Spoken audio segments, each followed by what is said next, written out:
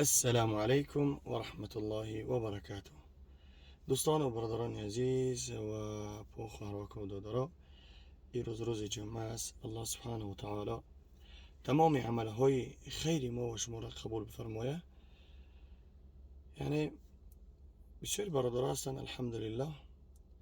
برادرش را من بعد بگیم میشه، بخاطر اینه که بسیار مردم اکیدت میکنن، اخمق میکنن، پلا میگیرن، فکر میکنن که دنیا دو روزه است یا اینکه دنیا بی صاحب است.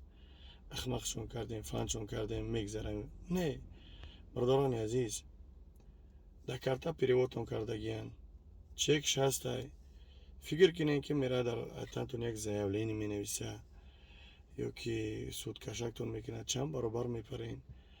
بخاطر شما دست ردد نکن. گفتی که با پدر مادرتون اخمق نکن. مردم مهاجر مسافر تاجیکه پلاشون گرفتین ووریم بگردون، در حالت تنگی تل بیدین. خطانه گفتی گردنی کج گرفتین که 15 چیستا کارتون بد میکنم. 15 چیستا شید. مردم مهاجر اخمق نکنین، از الله بترسین. چیزی که برای خود دوست نمیداری همون را برای برادر مسلمان دوست ندار. چیزی که برای خودت بد میبینی برای برادر مسلمان اون چیز بد ببین. نخواه شما چیزی حرام و حلال بشمارین، سبحان الله کیدت کنین. او مردم میره از راه پول جمع نکردن کو. میدونن که چقدر مشقت است در غریبی پول جمع کردن، گرفتن 100,000 و 200,000 و 300,000 و 500,000 و دیگه پول ها. یا الله سبحانه و تعالی شرم کنین، بترسین. الله همه گناه ها را عفو میکنه، اما قرض عفو نمیکنه. پیغمبر خدا صلی الله علیه و سلم آدم قرضدار را جنازش نخواند. شما چخیل میبرین و کتم زبانتون با هم کار میکنین، میگین برادریم الحمدلله مسلمانیم، و بعدا پلا میگین اخمق میکنین. دیگه نه دست بیاز میبرین، دیگه نه زنگ میزنین، نه واوریم کار بد میکنین، وعده منافقی میکنین که همون چیزا بد میکنین اما بد نمیکنین. یعنی روزا کسا زنگ میزنن که اینم خیلی کیدت میکنن، میگم برادر، میگه ویدیوشون رو، صورتاشون رو میکنن، چیکا رو میکنن.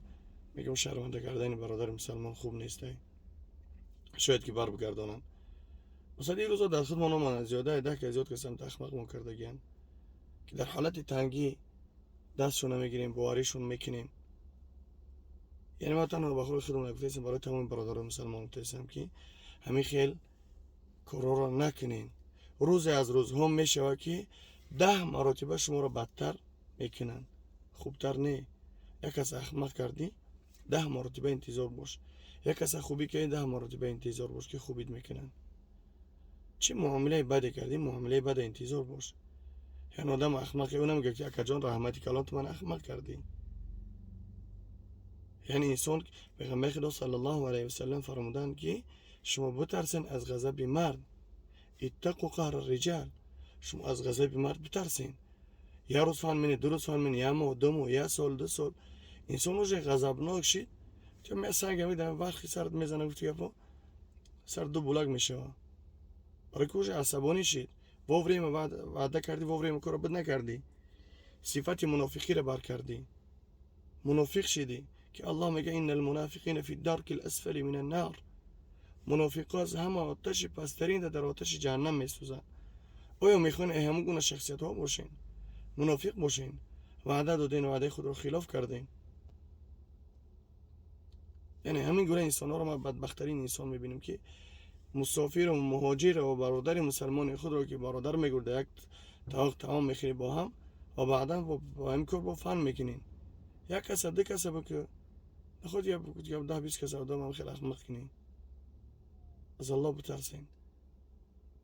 بعد خفه میشین که هر گپتون میگن، خفه میشین که با جنگتون میکنن یا که دشنامتون میکنن. از الله بترسین که فلانی من او اکش آورد، من مثلا من اکش طلب قبیلن دیگه و دیگه. برای چی پرسونج میگه کار کنم؟ برای که پلشه گرفتم ندادم و بعد پلا گرفتی اگه و بریم بگردم بتشه و میفرد که معامله خوب بود کنن با هم راد. شاید که اون نجده داشت.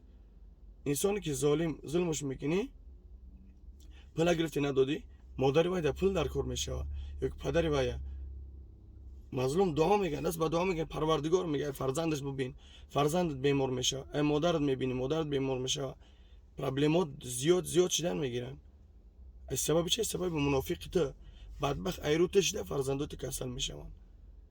خدا خور ذلیلت کنه بدبختی ظالم.